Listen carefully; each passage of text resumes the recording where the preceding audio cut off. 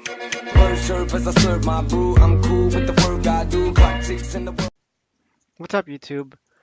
I'm so sorry I haven't been making videos for the past few months. School has just been very hectic, and having two jobs doesn't help either. But now I will try to make as much videos as I possibly can. And what better way to come back making new video than to talk about one of my favorite freshwater fish, the angelfish.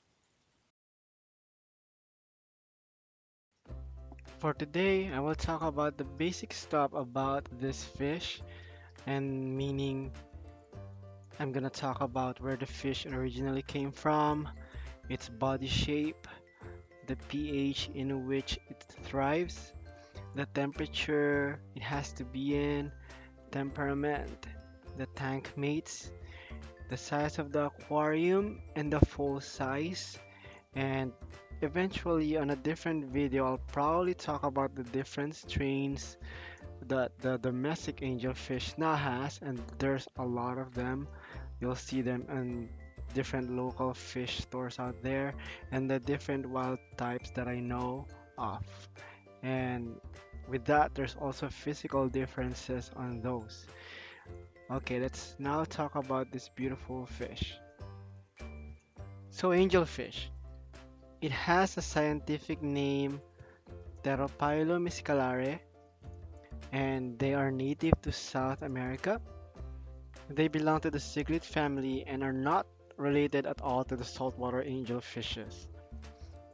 In the Amazon River basin, you would see the wild type angels, and they usually have thick black bars that run across the body, and they have silver scales, and this helps them blend into the environment pretty well.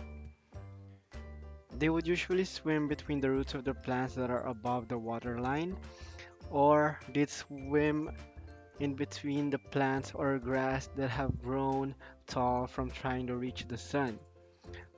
The Amazon River water is very dark because of the tannins in the water, therefore, the light of the sun doesn't really penetrate really well, so the plants there tend to grow tall.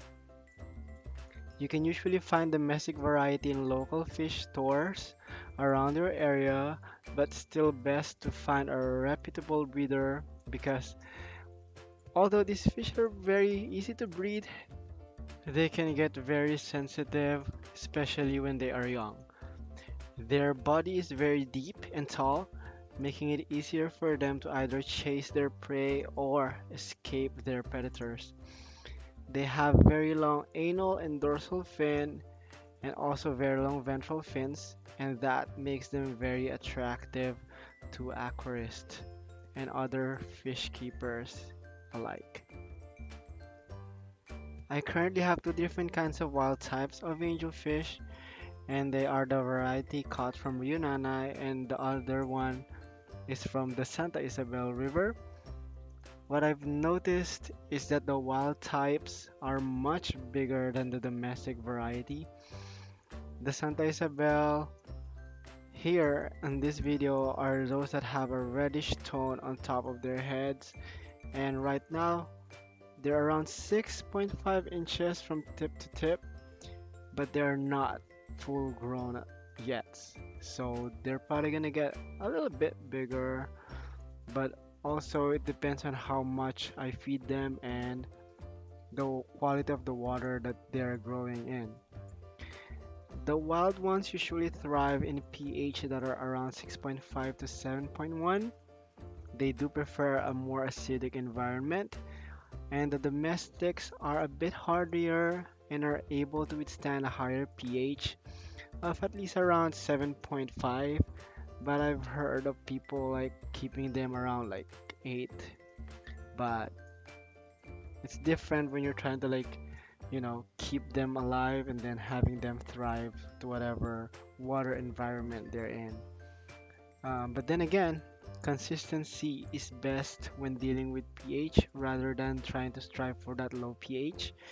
They do enjoy a temperature of about 76 degrees Fahrenheit to 82 degrees Fahrenheit. Again, if the temperature is higher, the more the fishes will eat because the higher temperature will just increase their metabolism. The minimum tank size for this fish is at least a 20 gallon for a pair, but the bigger the aquarium, the better it is for these fishes because they tend to get a little bit aggressive with each other and also to other fishes. You'd see them asserting their dominance with each other every now and then, and they would do that until a rank has been established. These fishes will benefit a lot from a tall tank because of their body shape.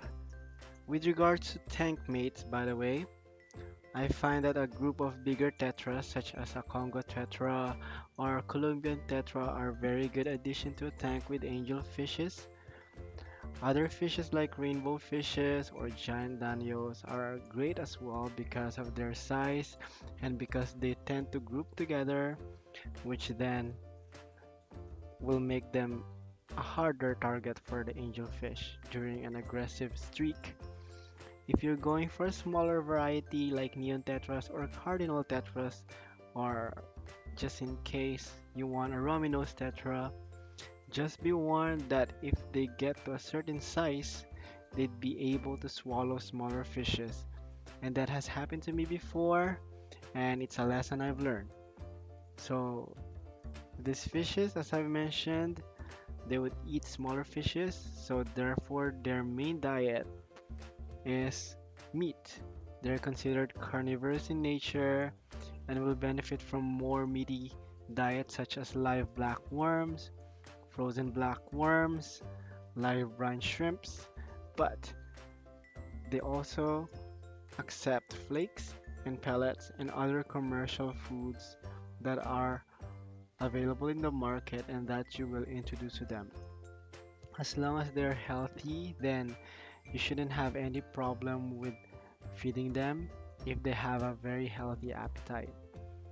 As I mentioned earlier too, they are part of the cichlid family, but not like most cichlid. They tend to stay away from digging the soil, so they are a great addition to Planet Tank, and they prefer an environment where it replicates their natural habitat, and that helps them to show their colors more, and it will help them feel more secure and more safe.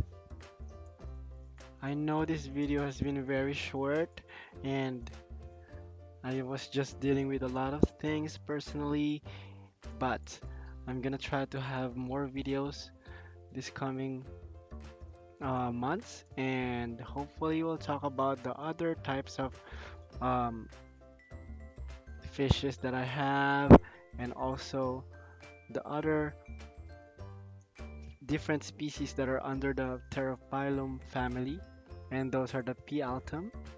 That one is the biggest one of them all. The P. scalare, or the regular angelfish that we have over here, and the Pterophyllum leopoldi, which is the smallest of the three. They have differences with temperament, with the tank conditions, and also with the physical appearance. So I will talk about that on probably in like the next two videos that I will have.